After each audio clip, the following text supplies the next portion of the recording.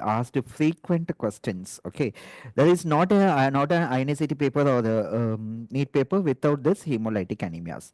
So hemolytic anemias, let's focus on now with this VSVs. So hereditary spherocytosis. So before going into the individual hemolytic anemia, we have to know about the classification of the hemolytic anemia. What we have learned, the classification of hemolytic anemia, it is a intracorpuscular and extracorpuscular. Intracorpuscular, the problem is within the RBC. Extracorpuscular, the problem is outside the RBC. So within the RBC, intracorpuscular, then what is that? It is, you can classify them as a within the membrane defects, that is hereditary spherocytosis, hereditary elliptocytosis, hereditary stomatocytosis, all these things. Then inside the RBC, after crossing the membrane, you have the hemoglobin. So hemoglobinopathies. So you have quantitative defect and a qualitative defect. Quantitative defect, what you will have? Quantitative defect, it is now abnormal number in the globin chains, number defect in the number in the globin chains, that is thalassemia. Yes. Qualitative defect, it is a abnormal hemoglobin, that is sickle cell anemia. Okay, that one classification. Then enzyme deficiency. Enzyme deficiency, you have G6PD deficiency, pyruvate kinase deficiency. Yes. But here, what is the one important point you have to know? The only occurred intracorpuscular hemolytic anemia registered in your mind for our exams, the only acquired intracorpuscular hemolytic anemia, that is PNH, which is your last INCT question, please remember that. Okay, now coming to acquired causes, then you have the extracorpuscular, where you comes this microangiopathic hemolytic anemia, where there is a mechanical destruction of the RBCs. So you can remember this snake bite and PN, this thing, all these things, PCH. So all these things are this extracorpuscular. Then another important classification about the hemolytic anemia, what we have learned is intravascular hemolysis and extravascular hemolysis. Intravascular hemolysis, the RBC lysis occurs inside the blood vessels. Extravascular, it is outside the blood vessels. So outside the blood vessels means a spleen. So extravascular hemolysis, so splenomegaly will be there. Splenomegaly will be there. Extravascular hemolysis. Intravascular hemolysis, what will be the features? Hemoglobinemia, hemoglobinuria, hemosideриnuria, methemoglobinuria. All these things are features of intravascular hemolysis. Then one of our previous MCQ, previous PYQ asked about this haptoglobin and hemopexin. Haptoglobin is the protein which carries the free hemoglobin. Hemopexin is the protein which carries the free heme. The level of haptoglobin and hemopexin is decreased in our intravascular hemolytic anemia. So with this basics, actually we'll be now going into this hemolytic anemia, individual hemolytic anemias. So now let's move on to hemolytic anemias.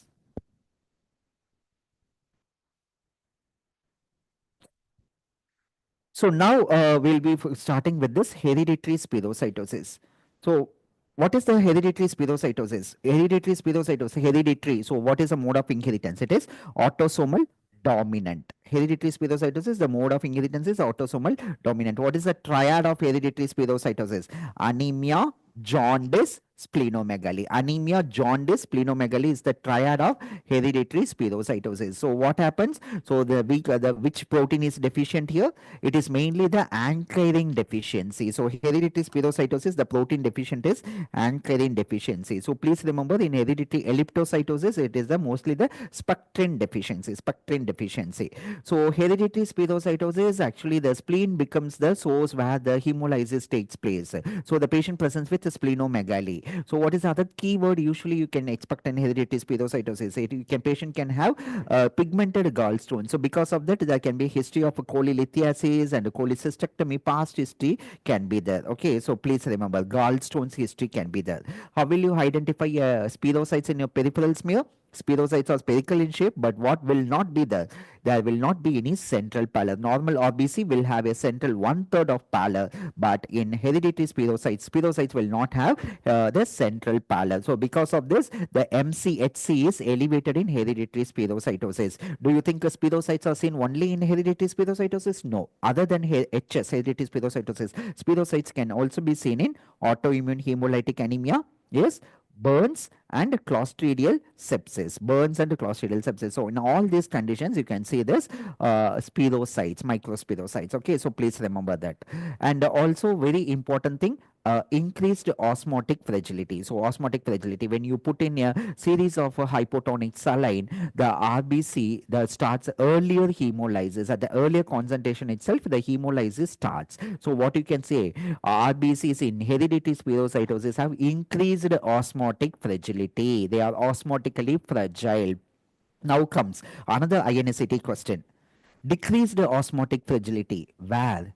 Decreased osmotic fragility. That means what? The cells, RBCs, are become more stable. In which other conditions? Yes, sickle cell anemia. Excellent, excellent. Sickle cell anemia, thalassemia, and iron deficiency anemia. Because of the marked anisopoikilocytosis, they can expand more. They can expand more. So this osmotically more stable in these conditions. Do you think what is the gold standard investigation of hereditary spherocytosis?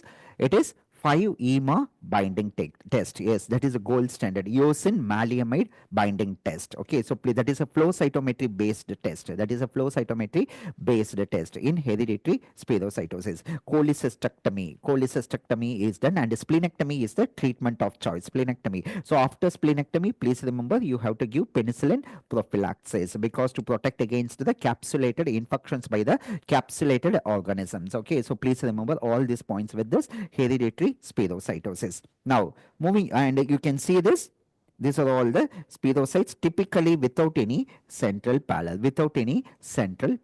okay, remember this. And moving on to the next hemolytic anemia, that is a G6PD deficiency. What are all the points you recollect from your G6PD deficiency?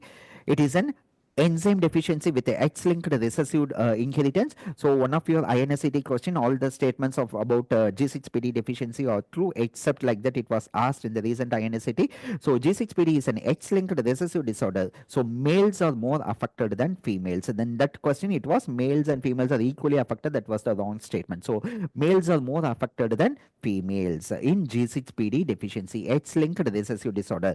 Then another PYQ, what is this? The HMP shunt. HMP shunt, hexose monophosphate shunt, and yes, it is the place where you get the both intravascular as well as extravascular hemolysis. Excellent, excellent. So many MCQs. Pentose phosphate, and there's free radicals. This oxidative stress, RBC without this without this glucose 6-phosphate dehydrogenase, reduced glutathione is not produced. So RBCs are predisposed to oxidative stress. When they are exposed to oxidative stress, hemolysis occurs. So what happens? The sulfhydryl groups of the hemoglobin gets precipitated. What is it called as? Heinz bodies. That is called as Heinz bodies. These Heinz bodies will irritate the membrane, can result in intravascular hemolysis. So when some of them, when they escape, they go to the spleen. Splenic macrophage engulf that. So you get extravascular hemolysis. So you can get both intravascular as well as extravascular hemolysis. So that enzyme quantification assay, that is a gold standard test for this HMP, this G6PD deficiency. G6PD deficiency. This so that removal of this Heinz bodies, is that by the removed splenic macrophages removes it. So you get bite cells, blister cells, helmet cells, and hemighost cells. Ghost cells. Okay, so you strike it that this is not coming here. Ham's test is coming in PNH. So bite cell, blister cell, helmet cells, and hemighost cells are seen in G6PD deficiency. Supravital stains can highlight this Heinz bodies, and this drugs which can precipitate this thing. The question, if the options, if it includes both primaquine and chloroquine, you have to choose primaquine. Fevabin, sulfonamides, cotrimoxazole, dapsone, all this can initiate that oxidative stress and can result in this hemolysis in this G6PD deficiency. How many variants of G6PD enzymes you know? G6PD A, B, and M. A, There is mild G6PD, mild to moderate hemolysis. B is the normal variant. Mediterranean, it is severe variant. And how many classes of this hemolysis according to WHO? G6PD, class 1 to class 5. Class 1 is very severe and class 5 is mild hemolysis. Mild hemolysis. So these are the all possible questions that can be asked from this G6PD deficiency. Please remember enzyme deficiency disorder, X-linked recessive inheritance. X-linked recessive inheritance. Now, moving on our discussion to this sickle cell anemia and thalassemia. But before going into this VSV, actually in VSV we are going image based. But image without image, actually I want to discuss few points about this PNH. What is PNH? What are all the MCQs? It will come. You will come to your mind when you discuss about PNH. Paroxysmal nocturnal hemoglobinuria. Only occurred intracorpuscular hemolytic anemia. Yes, PIGA gene mutation. PIGA gene mutation. But what is the triad of PNH? Intravascular hemolysis, pancytopenia, thrombosis. Yes, thrombosis. PNH is predisposed. It's a triad of intravascular hemolysis, thrombosis, and pancytopenia. PIGA gene mutation. Because of PIGA gene mutation, there is not GPA anchoring protein is not there. GPA anchoring protein is not there. So there are no complement regulatory proteins. So what are these complement regulatory proteins? CD55 and CD59. Because there is no policeman to control these complements. Complements, the RBCs are prone for complement mediated lysis. Why this occurs only in the night? Nocturnal hemoglobinuria. Why? Because body pH is slightly low in night. So in the acidic pH, these complements are overactivated. So with the Ham's test actually detects this PNH. Ham's test detects this PNH. So please remember all this thing. And what is the gold standard test for this detecting this PNH? Flow cytometry. Flow cytometry. Excellent. Lab score is decreased in PNH. Excellent. Excellent. It is the flow cytometry you demonstrate absence of CD55 and CD59. One more point with the PNH, what you should remember, PNH can transform into AML. Yes, AML, MDS, and aplastic anemia. We learned that these are all interlinked. Okay, so PNH can transform into AML, MDS, and aplastic anemia. Aplastic anemia. So these are the possible questions you should remember with this PNH. Again, one important aspect for our exams. Now, moving on to hemoglobinopathies. So hemoglobinopathies, we know that it is a quantitative defect and a qualitative defect. TAL is a quantitative defect and sickle cell anemia is a qualitative defect. So now sickle cell anemia, now every one of you will remember that. What is a defect? It is in the beta globin, beta chain, means a globin chain. There is the glutamic sixth position of the globin chain. It is the glutamic acid is replaced by valine. Glutamic acid is replaced by valine. So you get an abnormal hemoglobin. What is that abnormal hemoglobin? HbS, which can result in tactoid formation, which is very much sticky in nature. So it occurs that sickle shape. What is the problem with that sickle shape? It can occur the microvascular occlusion can cause, resulting in your vaso-occlusive crisis, resulting in your vaso-occlusive crisis.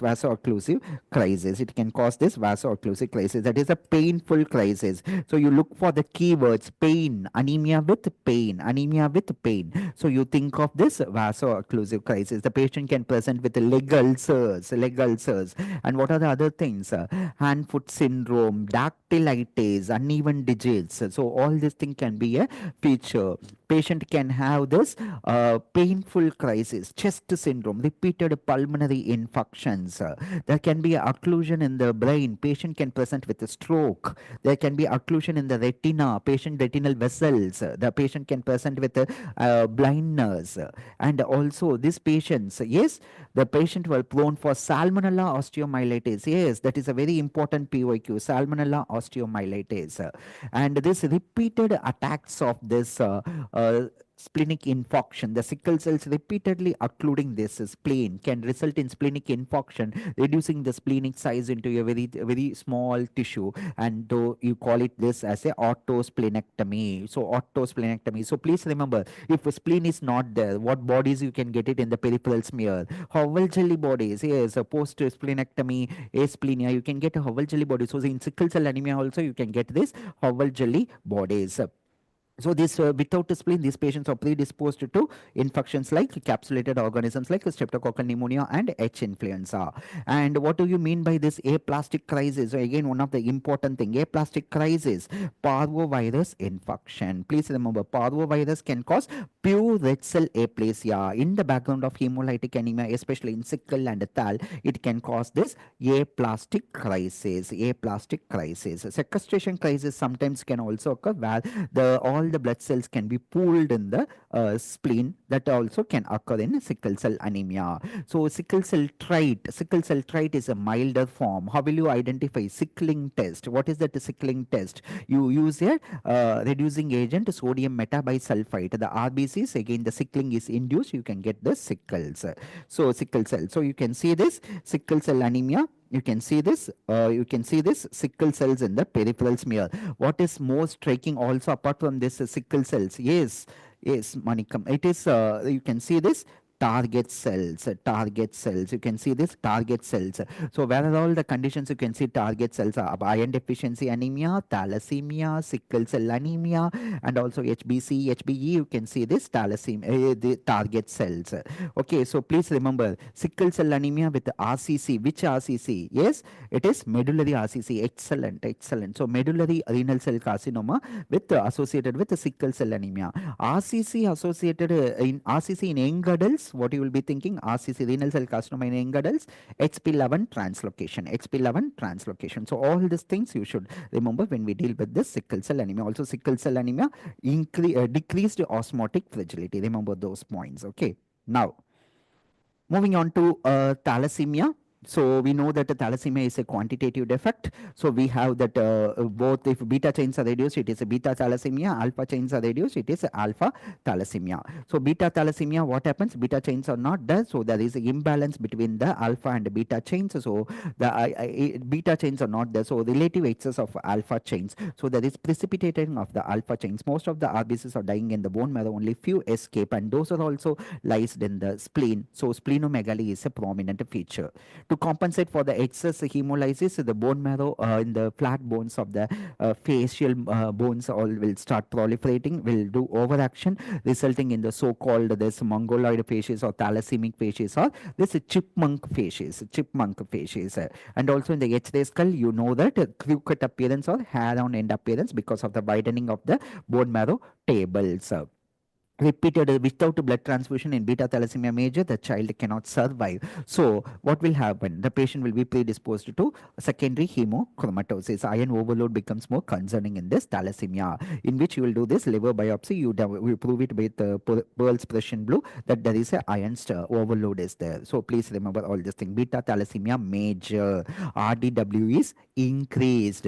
Okay, it is on RDW is increased. Beta thalassemia minor, which is asymptomatic, that is usually comes as a differential diagnosis for this your iron deficiency anemia, where the RDW is normal. RDW is normal. Guys, do you remember any parameter to differentiate between thalassemia minor and iron deficiency anemia? Any index you remember? Any index?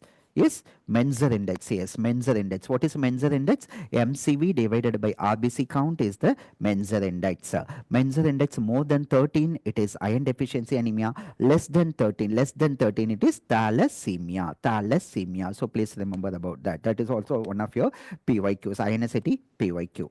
Then alpha chains, actually that is decreased. Alpha chains decreased, you call it as a alpha thalassemia. If one alpha gene deleted, that is asymptomatic. Two alpha genes, that is alpha thal trait, and three alpha genes are deleted, you get HBH disease. HBH, now what are the MCQs will come to your mind? It is a golf ball inclusions and twin peaks in HPLC, high performance liquid chromatography. And when four alpha genes are deleted, the baby fetus die in utero. So what is that? Gamma tetramer. What is that gamma tetramer? HB Barts. HB Barts is that gamma tetramer. So please remember all these things. And what is the investigation of choice? This many of you asked me personally in the text me about that. So which is the important gold standard investigation, whether it is a HPLC or it is a gene sequencing. Please remember this, taken from this thing. Actually, according to pediatric textbooks, a standard thing, the gold standard investigation, if they ask you in the routine practice, the gold standard, if a patient you want to identify this thalassemia, the gold standard is HPLC, high performance liquid chromatography. But the confirmatory test, that is, in some cases when you are not getting any any confirmatory test, that is your dilemma of the results, then the confirmatory test becomes that gene sequencing. You will not go for gene sequencing for all the cases of thalassemia. When the results are non-confirmatory with HPLC, only those cases only you will be going in for gene sequencing. Please remember, this. I am saying that myself and pediatrics faculty, we discussed and we have found with the references, with the good references, we are backing up and telling you that the gold standard investigation for thalassemia, it is HPLC. The confirmatory, the final, when things are not going favor, you have dilemma, then the confirmatory becomes this, your gene sequencing. Okay, please, no more confusions on this topic. Okay, then about the different types of hemoglobin. Yes, fetal hemoglobin. What are the chains? Alpha 2 alpha chains and 2 gamma chains. HbA, adult hemoglobin, alpha 2, beta 2. HbA2, that is alpha 2 and delta 2, delta 2. What happens in beta thalassemia major? The fetal hemoglobin alpha 2 and gamma 2, no?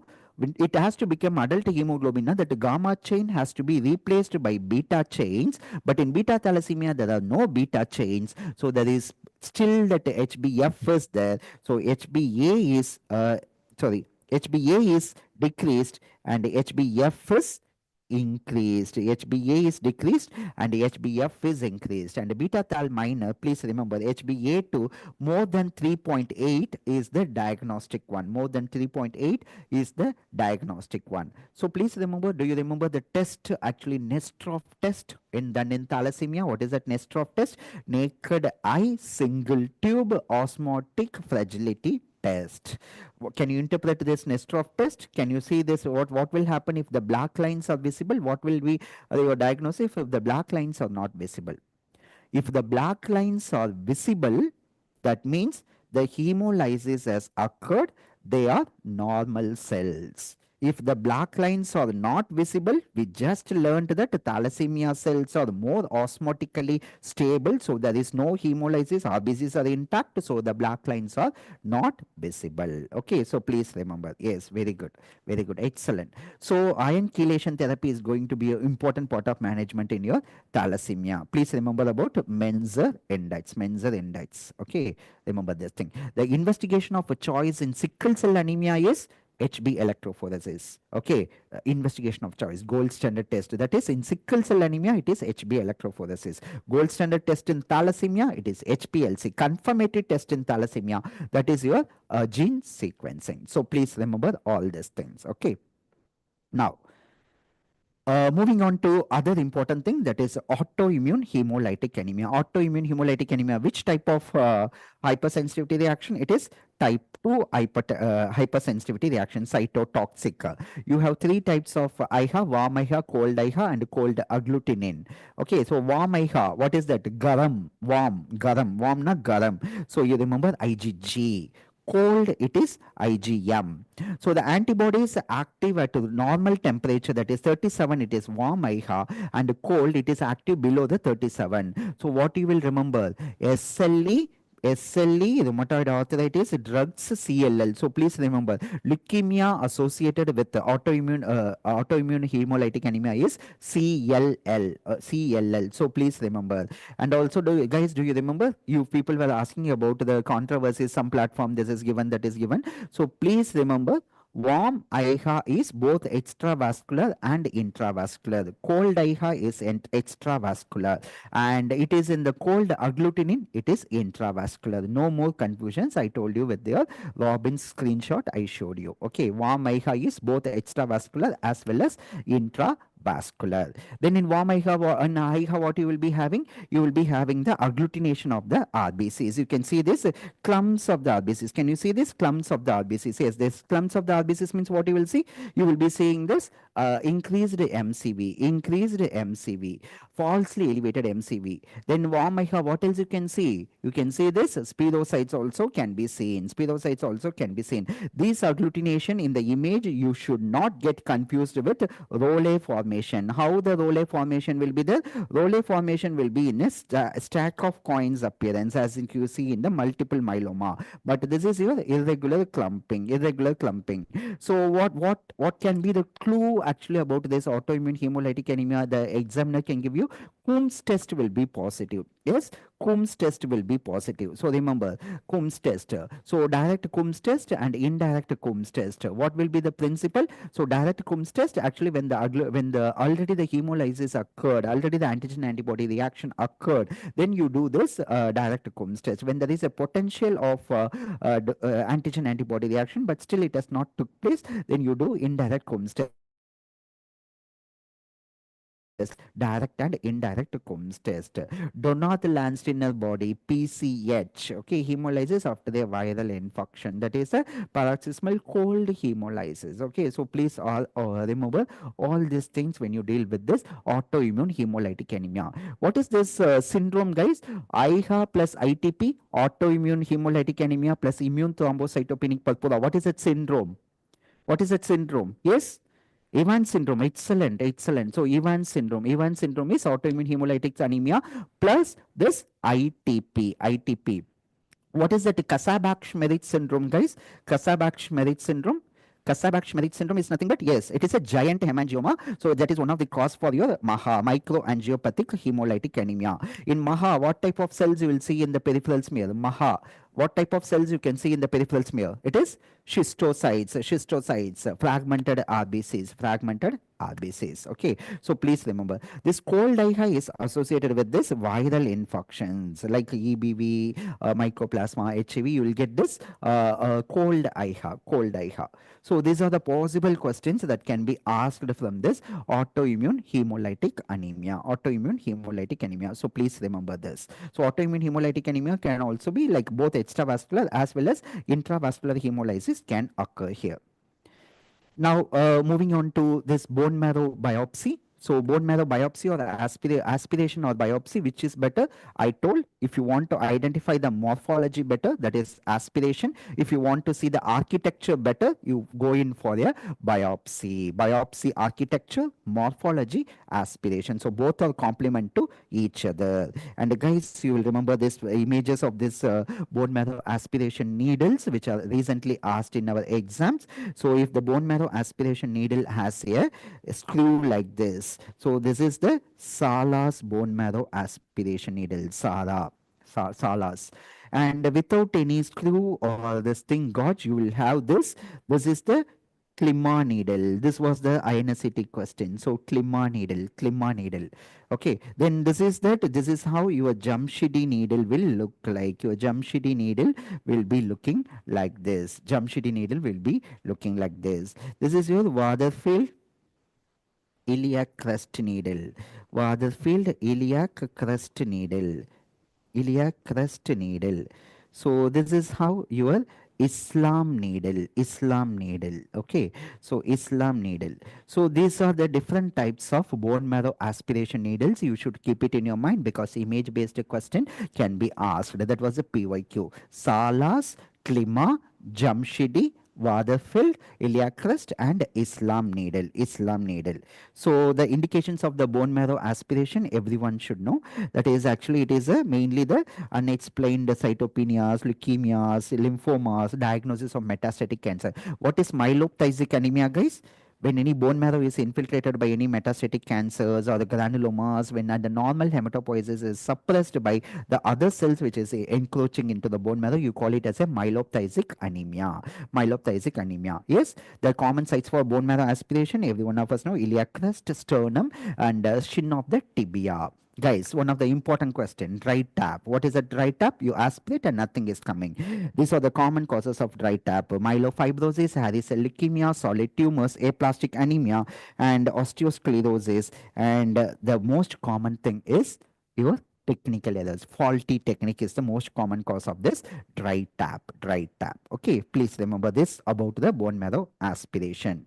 And what is this? What do you call it? A normal cellularity of the bone marrow. What is the approximate formula? It is 100 minus age. 100 minus age. So in young people, the bone marrow is more cellular. As age advances, the marrow is replaced by fatty spaces. The hematopoietic elements are replaced by the fatty spaces. Normal cellularity of the bone marrow is 100 minus age. 100 minus age. So now moving on to aplastic anemia. Next VSV, that is aplastic anemia. So aplastic anemia, nothing is in the bone marrow, and you know the difference. Pancytopenia is nothing in the periphery. Pancytopenia, one of the causes aplastic anemia. Okay, there can be so many causes of pancytopenia. Pancytopenia can be associated with the cellular marrow, but aplastic anemia is always associated with pancytopenia. Please remember this. So RBC, WBC, platelets, three things will not be. The bone marrow shutdown will be there. Erythroid, myeloid, megakaryocytic lineages will not be there. Erythroid is not the patient can present with anemia. Myeloid is not the patient can present with infections.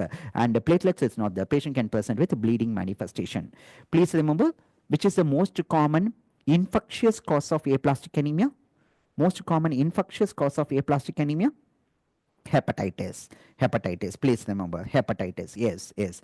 And also you remember this hereditary hemolytic anemia, aplastic anemia, such as your Fanconi anemia, short stature, DNA repair defect, and all those things. Diamond Blackfan syndrome. Most common hereditary cause of neutropenia. Which is the most common hereditary cause of neutropenia? Costman syndrome. Good. Good, good, good. TAR syndrome, thrombocytopenia, absent radius. These are some of the causes of hereditary aplastic anemia, hereditary aplastic anemia. Please remember, certain drugs, HIV and certain drugs, infections also can cause this aplastic anemia. Parvovirus, pure red cell aplasia in normal people. Then pure red cell aplasia, which pure red cell aplasia can be a paraneoplastic syndrome of which tumor? Pure red cell aplasia, thymoma, excellent. Thymoma is associated with myasthenia gravis. Okay, so please remember myasthenia gravis. So all this thing tangentially you should come across this. Okay, then coming to this parvovirus. So parvovirus, we already learned that it affects that pro-erythroblast stage of the RBC. Then what type of inclusion it will be producing? It will be producing this intranuclear eosinophilic inclusion. And what is this appearance? What is this typical appearance? Dog ear appearance. The cytoplasmic projection, so you call it as a dog ear appearance. Yes. Then what is that? Rashes, slapped cheek appearance. What is that disease? Fifth disease, erythema infectiosum. Erythema infectiosum. Yes. And remember, this was a parvovirus. Every year, actually, one question is being asked either in the NEET or in the INSCT. So it can be either an hydrops fetalis. This can also be associated with a hydrops fetalis and arthropathy. This was a PYQ. All of the following are manifestations of parvovirus, except that was a question asked. So hydrops fetalis and arthropathy also can be, this parvovirus can manifest. Okay, so please keep in mind all these things when you deal with this parvovirus. Okay, now moving on to iron deficiency anemia. Yes, iron deficiency anemia, every year one question is being asked. So you have to know in and out of this iron deficiency anemia. So 80% of the body iron actually is in the functional form, remaining 20% is in the storage form. Okay, please remember that iron deficiency, iron absorption is increased in acidic environment. So gastrectomy can also predispose to not only megaloblastic anemia, it can also predispose to your iron deficiency anemia, because acidic environment is needed for iron absorption. Please remember that. And also about this, absorption of the iron in the duodenum. Actually, in the epithelial cells, ferrous is converted into ferric, and a divalent metal transporter, it enters into the duodenal epithelial cells. And remember that it is stored in the form of ferrous. Then actually, when it comes out, becomes ferritin, ferric form again. Then transported as by the transferrin, then stored as in the stored as ferritin in the bone marrow. Okay, storage form of the iron, ferritin in the bone marrow. Macrophages, remember the nurse cells. Macrophages giving that iron to that all the erythroid colonies around them. They are called as nurse cells. Okay, which is the hormone regulating this iron absorption, hepcidin. Okay, hepcidin decreases or inhibits the ferroportin. Hepcidin, when body iron is okay, fine. So liver produces this hepcidin. Hepcidin inhibits the ferroportin. So iron is getting not absorbed. Iron is getting lost in the GIT. So that is mucosal balance. That is very important. You should remember. Okay. Now, please remember about the causes of iron deficiency anemia. Either it can be an increased demand or iron loss, like your diverticulitis, bleeding peptic ulcer, colonic cancer, elderly patient presenting with iron deficiency anemia. One important cause you want to rule out that colonic cancer. That is very important. And when you do excess phlebotomy for polycythemia, that can lead to iron deficiency anemia. What is the difference between polycythemia and polycythemia vera? Okay, please remember. Polycythemia, it is increase in the RBC. Polycythemia vera, it is increase in the RBC, WBC and the platelets. Polycythemia vera primary, that is which is defect, which gene? JAK mutation. What happens to erythropoietin levels in polycythemia vera? Polycythemia vera, the erythropoietin levels are decreased. Okay. In other conditions, the erythropoietin levels are increased, but in polycythemia vera, erythropoietin is decreased because body has already lot of RBCs. So there is no need for erythropoietin. That is a very important point you should remember. Okay.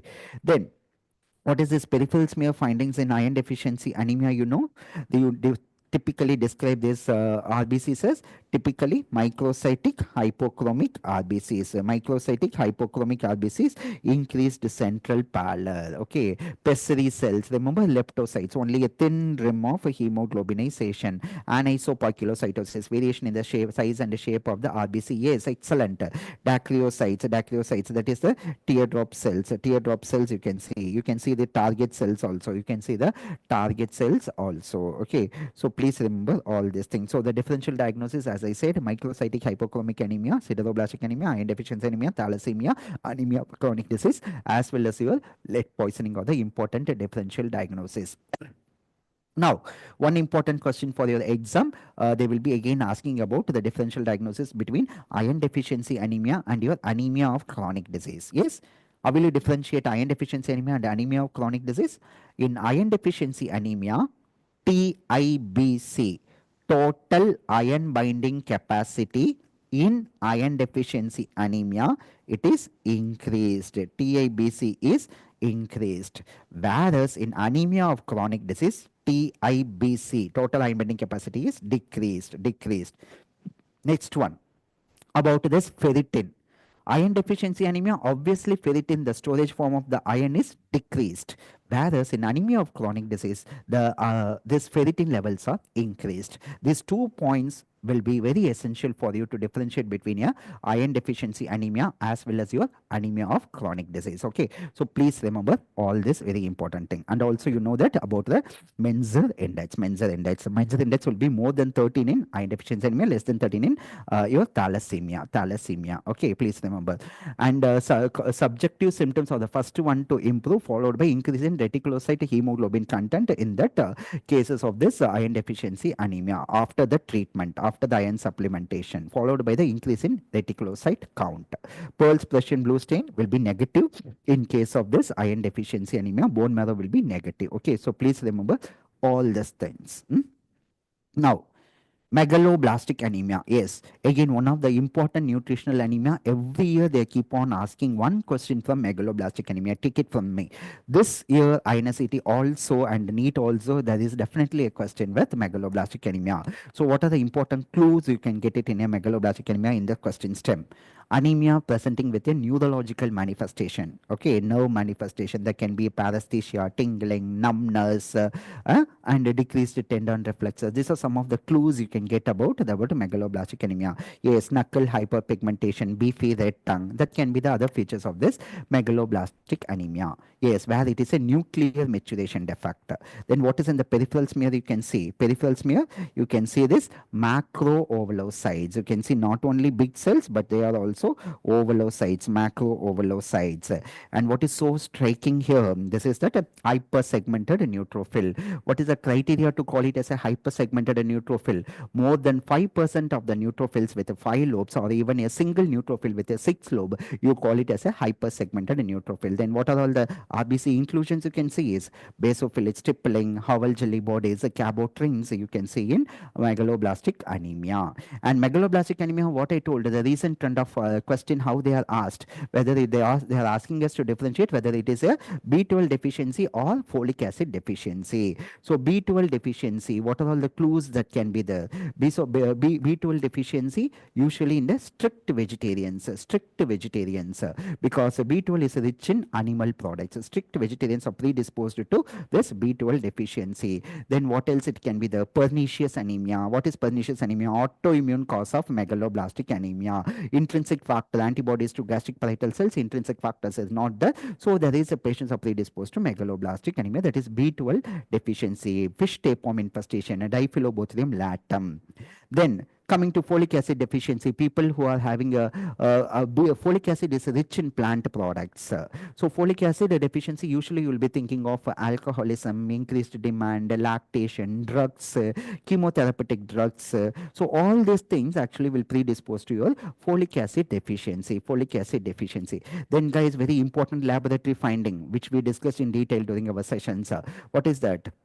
Homocysteine levels and your increased and methylmalonyl CoA. Please remember this important point.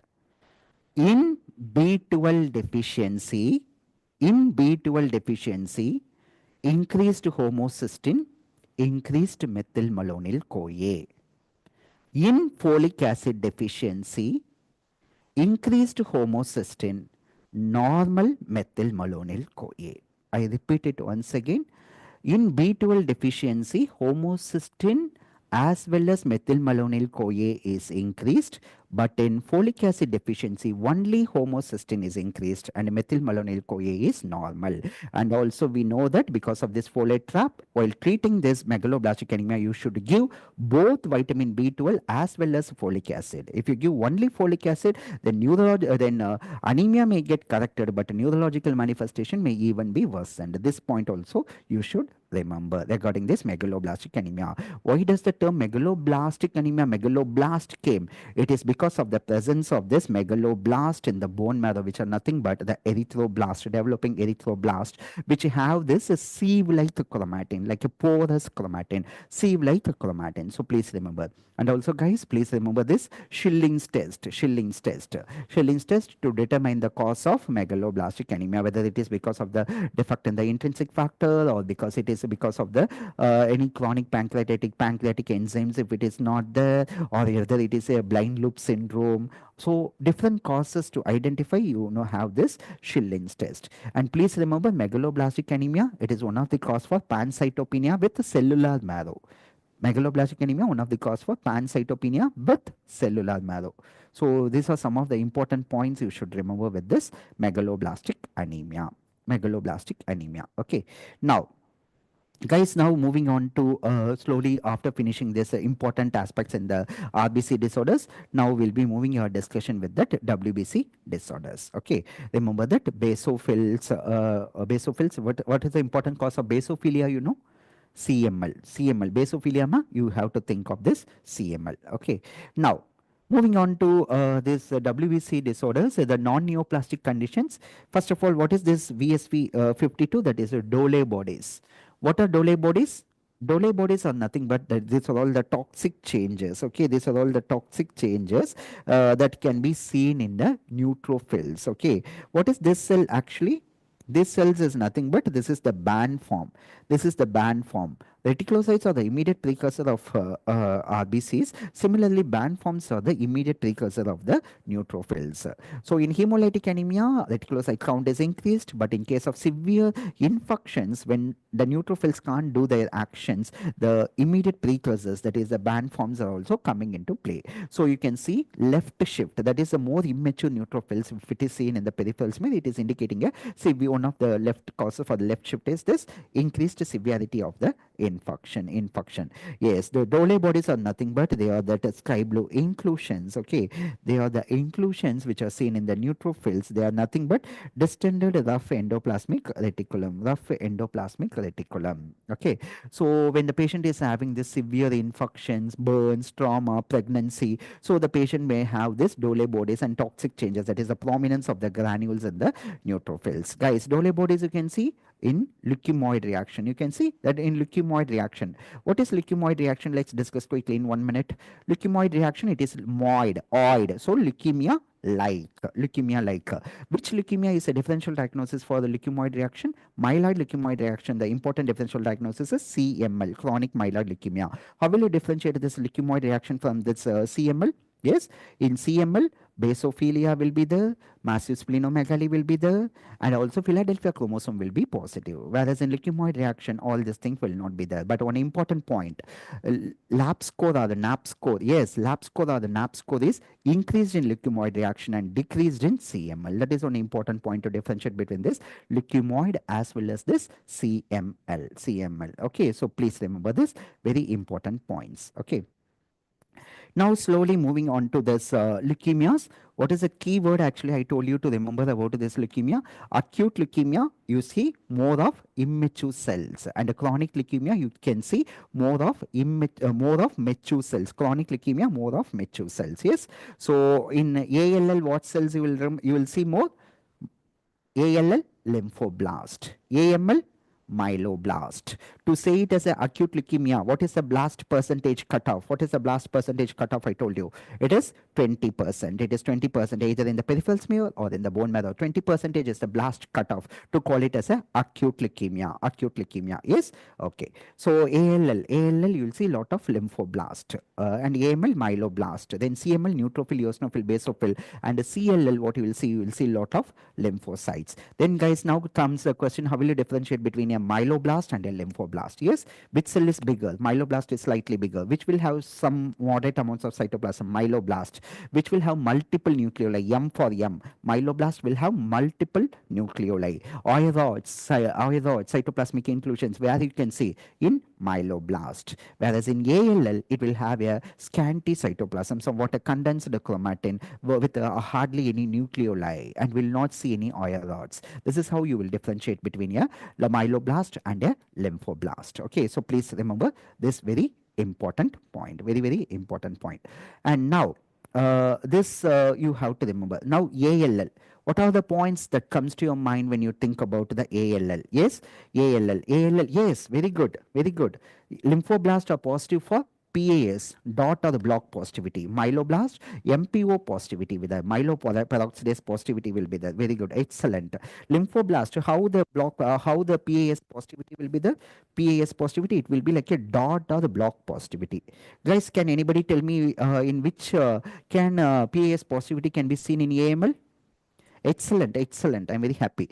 AML M6, how the positivity will be there? It will be diffuse positivity. Yes, correct. AML M6, it will be diffuse positivity will be there. Okay. So now ALL, you know that there are two types of ALL, BALL and TALL. So both the ALL is positive for TDT. Yes, we discussed that. What is TDT? Terminal deoxytransferase. Yes. So TDT is a marker of immaturity. It is a common it is in the precursor neoplasms. It is positive.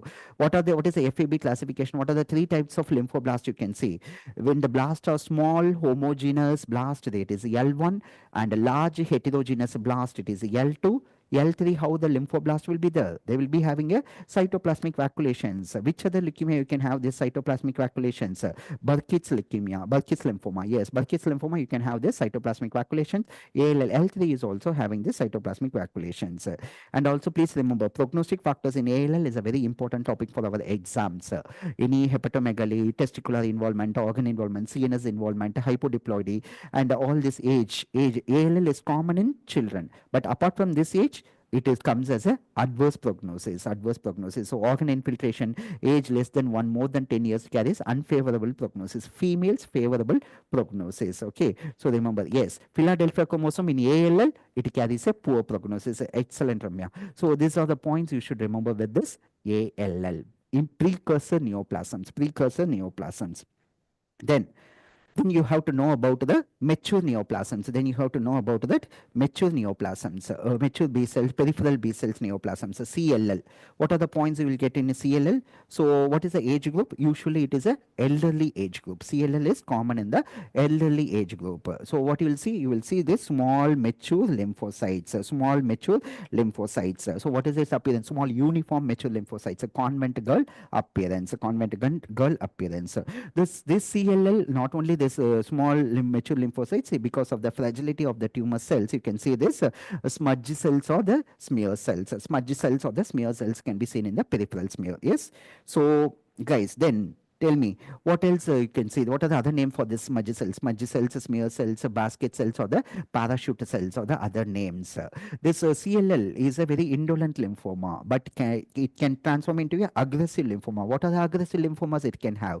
Pro-lymphocytic leukemia, and also this DLBCL it can transform into. What is the transformation? Richter's transformation. And what are the IHC markers for this CLL? This is the CD5 positive and 23 positive. Very important point. This is to differentiate between CLL and mantle. How will you identify, differentiate CLL and mantle? CLL is CD5 positive, 23 positive, and a mantle cell lymphoma is 5 positive and 23 negative. Mantle is also SOX11 positive, mantle and cyclin positivity. Okay, so please remember all these points.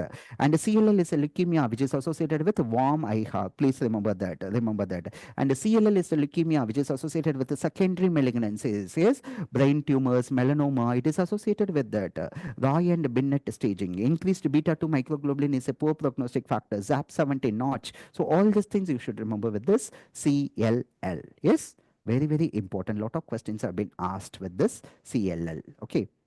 Then in which conditions we will see polar villus lymphocytes, splenic marginal zone lymphoma, splenic marginal zone lymphoma. Then about this maltomas, we discussed a few minutes back. Maltoma, that is the marginal zone lymphoma, marginal zone lymphoma. In Hashimoto thyroiditis, Sjogren syndrome. So H. pylori induced gastritis, you will see this maltoma. Okay, translocation 1118, extranodal, excellent. Okay, and HIV patient, immunosuppression, post-organ transplantation, which lymphoma you will think of? DLBCL, diffuse large B cell. How much times the size? It is the 3 to 5 times the size of a small lymphocyte. DLBCL, BCL6 positivity. Follicular lymphoma, 1418 translocation. BCL2 positivity. Follicular lymphoma is BCL2 positivity. Follicular lymphoma can involve the bone marrow, paratrabecular involvement. Follicular lymphoma, low-grade lymphoma can transform into a high-grade lymphoma. What is it? Follicular lymphoma can transform into DLBCL as well as your Burkitt's lymphoma. So please remember all these points. Centrocyte, centroblast. Okay, remember this. Now, moving on to hairy cell leukemia. Again, one of the important point. Why it is called hairy cells? Because of the presence of the hairy projections projecting from the cytoplasm. What are these hairy projections are made up of? Yes, hairy projection. These hairy projections are made up of ribosomal lamellar complex. Excellent. This ribosomal lamellar complex are better appreciated by the phase contrast microscopy. These hairy cells are better appreciated in an aspirate. But what is the bone marrow biopsy finding? What is that appearance? That is a fried egg appearance. Yes, guys, do you remember fried egg appearance in which brain tumor? Oligodendroglioma. Hairy cell leukemia. This is the place where you will get a dry tap. Monocytopenia. Guys, remember monocytopenia that is associated with atypical mycobacterial infection. Massive splenomegaly. And also please remember our classical word, that is BRAF mutation. Now guys, can you quickly recollect what are the BRAF mutations? Which are the places you will get BRAF mutations? We discussed BRAF mutations. Hairy cell leukemia. Then Langerhans cell histiocytosis, 2P, pilocytic astrocytoma, papillary carcinoma, thyroid, melanoma, colonic carcinoma. These are the 6 tumors you should remember. Yes, I repeat, hairy cell leukemia, Langerhans cell histiocytosis, pilocytic astrocytoma, papillary carcinoma of the thyroid, colonic carcinoma, and melanoma are the places you will remember this this BRAF mutation. Remember. And this is the place where you will get the markers with the 3 digits. Please remember CD103, CD123, annexin A1 A1, annexin A1. This should not be confused with annexin 5, which is a special strain for apoptosis. Here it is annexin A1. Okay, so please remember everything about this. These are the possible thing. Drug of choice for hairy cell leukemia, cladribine. Drug of choice for hairy cell leukemia, it is cladribine. Okay, so please remember all these things. Okay, now Burkitt's lymphoma. Burkitt's lymphoma. Yes. Burkitt's lymphoma. What are the points you should think about this Burkitt's lymphoma? It is a high-grade lymphoma. The tumor cell mass will double, even double within 24 hours. That much aggressive lymphomas. Yes. C-MYC, N-MYC for the neuroblastoma, L-MYC for the small cell lung carcinoma. So MYC gene, 814 translocation. Yes. What is that classic appearance? Starry sky appearance. Yes. What is the presentation? African child presenting with a jaw mass. That is African endemic type. What is the other type? Sporadic type, ileocecal mass. Then what is the other thing? HIV associated. Out of this, very important MCQ, which one is 100% EBV associated? 100% EBV association is seen in the African endemic type. African endemic type. Then histopathology, you can see this as starry sky appearance. The apoptotic lymphoid tumor cells are engulfed by the macrophages. So giving you the background fully the tumor cells and here and there you can see this macrophages giving you the typical starry sky appearance. So please remember all these things about this Burkitt's lymphoma, where you can get after initiate. It is a good response to chemotherapy. So hence after initiating the chemotherapy, tumor lysis syndrome is a important complication. You have to deal with this Burkitt's lymphoma. The tumor cells will have cytoplasmic vacuolation similar to that of the ALL-L3. Okay, remember this. Now, moving on to the Hodgkin's lymphoma, Reed-Sternberg cells, the VSV57, that is a Reed-Sternberg cells. What is about this Hodgkin's lymphoma? You know, Hodgkin lymphoma bimodal age of distribution. One age is one age group is 15, the other one is around this 55. Okay, EBV. One MCQ. EBV uses which receptor to enter into the B cell? That is one important PYQ. No, EBV uses which receptor? CD21. Excellent. CD21. Okay, and this is the place where you will be getting this Pell-Epstein fever, periodic rise and fall of temperature every 2 weeks. And alcohol consumption increases the pain in this lymph node. This is one of the feature of this Hodgkin lymphoma. Hodgkin lymphoma, painless cervical rubbery consistency, cervical lymph node enlargement. Hodgkin lymphoma. Please remember this. And what are the 5 types of Hodgkin lymphoma? You know, the first 4 types are the classical one, and the 5th one is a non-classical one. Can we quickly recollect all these things? Nodular sclerosis, mixed cellularity, lymphocyte rich, lymphocyte depleted, and nodular lymphocyte predominant variant of Hodgkin's. Okay, so nodular sclerosis, yes. All the 4 classical types are positive for CD15 and 30, whereas the last one, non-classical one, that is the nodular lymphocyte predominant is CD15 and 30 will be negative. And the classical ones are associated with EBV positivity. The 5th one, that is a non-classical one, is EBV negative. Okay, but here what is the positive? BCL6 is positive. Name some BCL6 positive tumors. DLBCL, Burkitt's lymphoma, nodular lymphocyte predominant variant of Hodgkin's lymphoma. This is also positive for LC and EMA. So please remember, what are the different types of what is RS cells? RS cells are nothing but these are all the Reed-Sternberg cells. Reed-Sternberg cells. How will you identify a Reed-Sternberg cell? This Reed-Sternberg cell is a binucleated. See, this is the nucleus. This is the nucleus. How it will be there? Like a mirror image of each other. Mirror image of each other. And what is that? Prominent eosinophilic nucleoli giving like the owl's eye-like appearance. Where else you can see Reed-Sternberg light cells? Dia. I told you to remember the mnemonic Dia, no? Yes. DLBCL, infectious mononucleosis, adult T-cell lymphoma. Where else you will, what is the cell you will see in adult T-cell lymphoma? Flower cells. Do you remember? Flower cells. Where you will see hallmark cells or the embryo cells, donut cells, reniform cells. Where you will see? Can anybody recollect and tell me? Embryo cells, hallmark cells, donut cells. Yes, yeah, anaplastic large cell lymphoma, ALCL, yes, excellent. So remember, guys, this is that thing. Okay, so Reed-Sternberg like cells are seen in all of these conditions. Now let's see about the types of the RS cells. What do you remember this RS cells? Lacunar RS cells. Lacunar RS cells, well, you will see. I told you to remember with the mnemonic N, no, LN. So lacunar RS cells are seen in nodular sclerosis. Mummified RS cells, where you will see mummies. There is no life in the Egyptian mummies. So lymphocyte depleted. depleted. Popcorn are the cells, nodular lymphocyte predominant, histiocytic. Okay, so these are the important thing. And what you will see in this nodular sclerosis, mediastinal involvement, most common type of Hodgkin, most common subtype in India, it is mixed cellularity. Mixed cellularity means what? You will see not only the lymphoid cells, you can see this here, this neutrophils, eosinophils, and plasma cells also can be seen in this mixed cellularity. Okay, so please remember. And lymphocyte mixed cellularity, HIV associated. Also with this lymphocyte depleted is also HIV associated. And nodular lymphocyte predominant carries the excellent prognosis. So these are the possible things. And Arbo staging system. Okay, ABVD regimen. That is an important PYQ. So all these things you should know about and click about this Hodgkin's lymphoma. When you revise this, you should be very speed enough to revise, recollect all these topics. Okay. Now, moving on to a very important topic, multiple myeloma. Yes. Can we quickly recollect the points about multiple myeloma within 2 to 3 minutes? About this multiple myeloma? Yes. Multiple myeloma, it is actually monoclonal proliferation of the plasma cells. Yes, multiple myeloma, you will remember the interleukin 6, longevity of the plasma cells.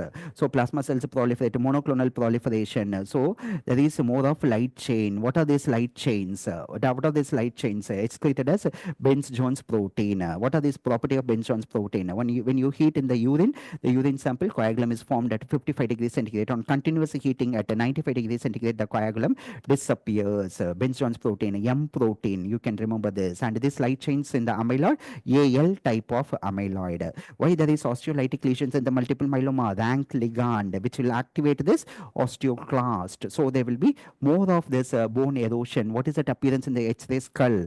Punched out appearance in the X-ray skull. Punched out appearance in the X-ray skull. So let us see about the abnormal immunoglobulins which is getting deposited in this plasma cell. So how will you identify a plasma cell? Plasma cell will be having a eccentrically placed nucleus. Yes, plasma cell will be having this eccentrically placed nuclear halo. There will be halo around it, and you can see this cytoplasmic inclusion, bubbly vacuoles in the cytoplasm, that is called as the mott cells or the grape cells. What are the other abnormal plasma cells you know? What are the bodies you know? Russell bodies are in the cytoplasm. Then Dutcher bodies are in the nucleus. Yes, excellent. Then what is the other cell? Flame cell. Fiery projections will be the flame cells. Okay, grape cells. These are all the grape cells. Grape-like mass PV. You remember in a child? That is sarcoma boteroids. It's a grape-like vesicles. You remember this molar pregnancy. So try to correlate all these type of things. Okay, and in the peripheral smear, you can see this Role formation.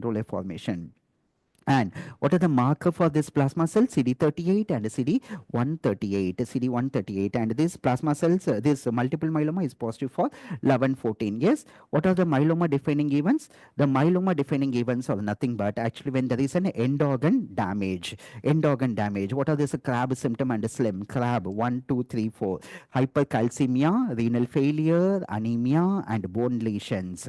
What is this slim criteria? Slim is more than 60% of clonal plasma cells. L for a light chain. Uninvolved to involved, that is 100, more than 100. Then M for more than one lesion detected by MRI. Out of this 7 lesions, even if one lesion is positive, then you call that is a case of a multiple myeloma to differentiate it from other conditions like your smoldering myeloma and MGUS, monoclonal gammopathy of undetermined significance. But what is the catchy point you have to know? If you have hypercalcemia or renal failure or anemia, that baseline you should be having more than 10% of clonal plasma cells. But if other CRAB symptoms, if it is not there, that more than 60% clonal plasma cells that is needed. Okay, so please remember. Do you remember the drugs used in multiple myeloma? Bortezomib. What is that bortezomib? That is a proteasome inhibitors. And also the guys remember CART therapy, Abecma. So these are the things actually you should know about this multiple myeloma. In a quick word about this, another lymphoma, that is a lymphoplasmacytic lymphoma. Guys, remember lymphoplasmacyte is eccentrically placed nucleus, condensed chromatin. What is that? IgM, Waldenstrom macroglobulinemia. Guys, do you remember hyperviscosity? What we discussed when the patient develops this seizures or the visual disturbances. What is that syndrome? Bing-Neill syndrome. So MYD88 mutation. So all these things, yes, excellent. So all these things you should remember with this lymphoplasmacytic lymphoma. Yes. Now, these are the important things you should know with this B cell lymphomas, peripheral B cell lymphomas. Now, moving on your discussion with the T cell lymphomas, the most common cutaneous T cell lymphoma, that is a mycosis fungoides, T cells. So, what you will remember? Mycosis fungoides. What are the three stages of mycosis fungoides? Patch stage, block stage, and the tumor stage. So, it is a T cell lymphoma. So, what markers will be positive? It will be positive for CD3 and CD4. Histologically, then what is the difference between this mycosis fungoides and the Sézary syndrome? The peripheral blood involvement, if the lymphoma occurs, then you call that as the Sézary syndrome. It is called as a Sézary syndrome. So how will you identify this Sézary syndrome? The peripheral smear, it will be having this Sézary cells. Peripheral syndrome, peripheral blood, you can have this Sézary cells.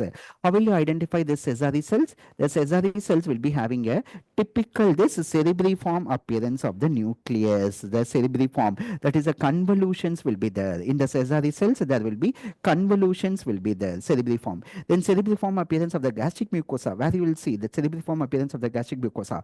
Meniere's disease. Meniere's disease predisposed to adenocarcinoma of the stomach. So please remember, protein losing enteropathy. The Ruges will be hypertrophied. So try to catch that point also in your mind in between this. So what are histological features? The abnormal lymphoid cells can grow into the epidermis, so that is called as epidermotropism. So in the epidermis, they form a collection of the cells. What is that called as Portier's abscess, Portier's abscess. So please remember also all these things. Okay, all these things when you deal with mycosis fungoides, mycosis fungoides. Moving to myeloid neoplasms. Myeloid neoplasms, you have very important questions for us. That is a CML as well as your acute myeloid leukemia, AML. Yes, CML. What are the points you should remember in your mind in your CML? So in the CML, it is chronic myeloid leukemia. So you can see mature cells. What type of mature cells? Myeloid cells. See, in the exam, if you see these three cells together in one place, your important diagnosis should be your CML. Yes, what is this? This is a neutrophil. You can see this three-lobed nucleus with a fine pinkish cytoplasm, granules in the cytoplasm, and the spectacle-shaped nucleus with this orangish, bright orangish granules. That is your eosinophil. And what is this third cell? This is the third cell which most of us will not have seen during our undergraduate days. That is your basophil. That is coarse basophilic granules. Coarse basophilic granules in the cytoplasm obscuring the nucleus. Counterpart of basophil in the tissue, that is mast cell. Special sign for mast cell, it is a toluidine blue. So all these cells, if you can see in a single place, you call that as a CML. And what is that appearance? Garden party appearance. To contrast it with the convent girl appearance, that is seen in your CLL. Yes, CML, immediately you should recollect this Philadelphia chromosome. What is this Philadelphia chromosome? Translocation 922. What is the gene fusion? That is the BCR-ABL gene fusion. Activates tyrosine kinase. So tyrosine kinase, what is that enzyme drug of choice? Inhibition. Inhibitor of this tyrosine kinase, imatinib. Where else imatinib will be used? Imatinib is also used in the GIST. Okay. What are the three phases of CML? Chronic phase, accelerated phase, and the blast crisis. So let's recollect quickly about the blast percentage. In chronic phase, it is the blast percentage is less than 10. In accelerated phase, it is 10 to 19. And in blast crisis, it is more than 20. CML myeloblast more than 20. So CML transformation into AML. So basophil percentage. In chronic, it is less than 20. And in accelerated, it is more than 20. So please remember all these points. Yes, very good, Selva. It is actually fish is the investigation of choice. So please remember about this about CML. Then moving on to acute myeloid leukemia, again one of the potential high yield topic. Then the most common radiation induced malignancy, that is AML. Benzene causes leukemia, benzidine causes bladder cancer. Please remember, benzene is one of the risk factor for this acute myeloid leukemia, which was a PYQ. Yes, so myeloblasts, these are nothing but these oerods are nothing but they are the needle shaped cytoplasmic inclusions in the myeloblast. Okay, they are nothing but they are the azurophilic granules. Myeloblast, they are positive for myeloperoxidase. They are positive for myeloperoxidase. Now, FAB classification. FAB classification. How many types of AML is there? AML M0 to M7, totally 8 types. AML M0 to M7. Okay. Then without minimally differentiated M0, without maturation M1, with maturation M2, promyelocytic M4, and myelomonocytic M5. AML M3, that is promyelocytic, myelomonocytic M4, monocytic M5, erythroleukemia M6, and megakaryocytic blastic, that is M7. So totally 8 types are there. Okay, so please remember what are chloromas. Chloromas are nothing but actually granulocytic sarcoma, AML presenting as a solid orbital mass. Then chloromas are most commonly seen in AML M2 821 translocation. Then very important, very favorite MCQs and repeatedly asked question is AML M3. AML M3. What is the three-letter complication? You will remember DIC, disseminated intravascular coagulation. Why? Because of these promyelocytes. What are these promyelocytes? Containing lot of procoagulant substances in the cytoplasm. So when this a lot of promyelocytes are there, so it releases all these procoagulant substances resulting in the AML M3, that is resulting in the complication of DIC. What is the drug of choice? Altrans retinoic acid. What is the translocation? PML RADA, P1517. Yes, so try to recollect, that is a recent INSCT. Then AML M4, what you will remember? M4, 4, what I told you, 4 square, 16. So inversion 16, eosinophilia will be there. Then AML M6, okay, M6, PAS, diffuse positivity will be there. Please remember. And also AML M7, lot of MCQs will be asked. The leukemia associated with the Down syndrome, and it is a leukemia which can present as a marrow fibrosis. AML M7, that is a marrow fibrosis. So what can be the leukemia can present as a pancytopenia. So please remember all these things. Platelet markers will be positive. Fibrosis, yes. Dry tap, excellent. So leukemia which can present as a dry tap, AML M7. So please remember all these points with AML, acute myeloid leukemia. Then moving our discussion with LCH, Langerhans cell histiocytosis. These histiocytes, we have three subtypes: eosinophilic granuloma, Letterer-Sivi disease, and Hand-Schüller-Christian disease. Yes, few minutes back I discussed about this Hand-Schüller-Christian disease, where this is a triad of multiple bony lesions, exophthalmos, and the diabetes insipidus. Eosinophilic granuloma, can be unifocal or multifocal, but it can be presenting with the bony lesions without any visceral involvement. But what you have to remember, in Letterer-Sivi disease, it will be having a even multiple viscera as well as the bone involvement also will be there. Or will you identify this LCH cells, Langerhans cell? This Langerhans cell will have a typical this grooved nuclei. Yes, they will be having this typical grooving of the nuclei. Guys, now do you remember that what are all the tumors which can have this nuclear grooves? Langerhans cell histiocytosis. Do you remember any ovarian tumors with this nuclear grooves? Yes, Brunner tumor. Another tumor? Yes, granulosa cell tumor. Any thyroid tumor? Yes, papillary carcinoma of the thyroid. Yes, so all these tumors will have nuclear grooves. So please remember Langerhans cell histiocytosis, Brunner tumor, and also this granulosa cell tumor and this papillary carcinoma of the thyroid will have nuclear grooves. Then in LCH, what you can remember? You can see this, all these eosinophils can be there in LCH. Okay, so please remember, this is our typical tennis racket cell, tennis racket appearance. So that is this Burkitt granules, tennis racket shaped Burkitt granules. Electron microscopy. What is the IHC marker? CD1A, S100, CD207, Langerhans. Okay, so please remember this. Tennis racket cells, again quickly remember, sarcoma boteroids. Okay, so please remember all these things in your LCH, Langerhans cell histiocytosis. Yes. Guys, now moving on to another important area, that is actually TEG, bedside investigation of the hemostatic function of the patient. You will do this thromboelastography. Yes, this was the question which was asked 2 consecutive INSCT. After that, so far they are not asked, but still just we'll have a look about this. This is a normal graph of the TEG. So what is this normal graph of the TEG? So the R is nothing but the reaction time. When you put the sample into the thing, it takes some latency. So that is that R. Then K is actually the speed at which the clot formation occurs, and alpha is the phase at which the fibrin cross-linking occurs, and MA is nothing but the maximum amplitude. Guys, do you remember one recent INSCT question? Which is the most important factor contributing to the maximum amplitude? That is the platelets. LY30 is nothing but it is the lysis 30, fibrinolysis at the end of the 30 minutes. So this is the normal graph of this thromboelastography. Guys, now let's move on to the quickly about the different graphs. So far they are not asked, but just go through it once about the different phases, different graphs and different scenarios in the TEG. So what happens in this anticoagulant or the factor deficiency? So there is a prolonged because the factors, clotting factors are not there. So there is an increased time for the clot formation. R is prolonged. And as well as clotting factors are not there, the MA is maximum amplitude is decreased. Then platelet blockers, again as expected, platelets forming the major constant of this MA. So MA will be decreased. Then fibrinolytic conditions, what happens? This LY30 is markedly prolonged. Fibrinolysis, this LY30 is markedly prolonged.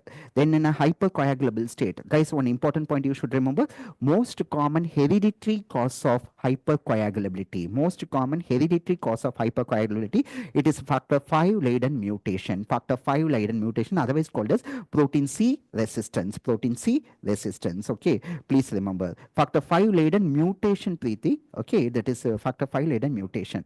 Then followed by protein C deficiency, protein S deficiency, but the most common is factor 5 Leiden mutation. Then DIC, disseminated intravascular coagulation. Early phase, it will be like a hypercoagulable state, but DIC, as you know, it is a consumptive coagulopathy. In the late states, when the clotting factors and the platelets are just all consumed in the clot, you will get a fibrinolysis. See this? You get a graph like this. Okay, so fibrinolytic, so DIC, D dimers, fibrin degradation products are increased. So guys, what are the hematological lab test in DIC? How it will be? The bleeding time is prolonged, PT prolonged, APTT prolonged, TT prolonged, thrombin time prolonged is. Then what happens? Platelets is decreased, fibrin is decreased, fibrinogen is decreased, fibrin degradation products are increased. Fibrin degradation products are increased. Okay, D dimers is increased. So please remember about these things about DIC. Now, moving on to this thing, hemolytic uremic syndrome. Hemolytic uremic syndrome. So, hemolytic uremic syndrome, what you have to know, HUS, what is the triad of HUS? So, a child actually presenting with diarrhea, dysentery, shigella. So, you have to think of if he is going for renal failure, you have to see for schistocytes. What is the triad? Maha, thrombocytopenia, renal failure. That is a triad. HUS. What is atypical HUS? Again, it is a pentad which includes this Maha, thrombocytopenia, renal failure. In addition, it includes this fever and neurological manifestation. So, which feature differentiates between typical HUS and atypical HUS? It is the CNS manifestations. Similar type of pentad will occur in this thrombotic thrombocytopenic purpura. And guys, do you remember? Some of you are thinking that that is a controversy question. Cytopenic purpura. Renal failure is seen. Obviously, the pentad of thrombotic thrombocytopenia. What is the pentad of thrombotic thrombocytopenic purpura? Maha, renal failure, thrombocytopenia, fever, neurological manifestation. So, renal failure will be seen in TTP. But thrombotic, the word thrombotic, actually, it denotes actually, it is a microvascular thrombus. It is not a thrombus. It is not a thrombus, which is actually seen in a macro large vessels. What is so-called thrombi? It is a microthrombi which can be seen in TTP, and obviously thrombus which occurs in a big blood vessel is not seen. So the answer is not renal failure. Actually, it is a thrombus which is not seen in TTP. Please remember this very important point. Okay, no more controversies. And these are all the typical schistocytes. These are all the typical schistocytes which you can see in this which you can see in this Maha, that is a hemolytic uremic syndrome. And guys, do you remember one question asked in the recent INCT exam, that is this E. coli 0157 and H7. Okay, so this is a Shiga like toxin. So please remember these things.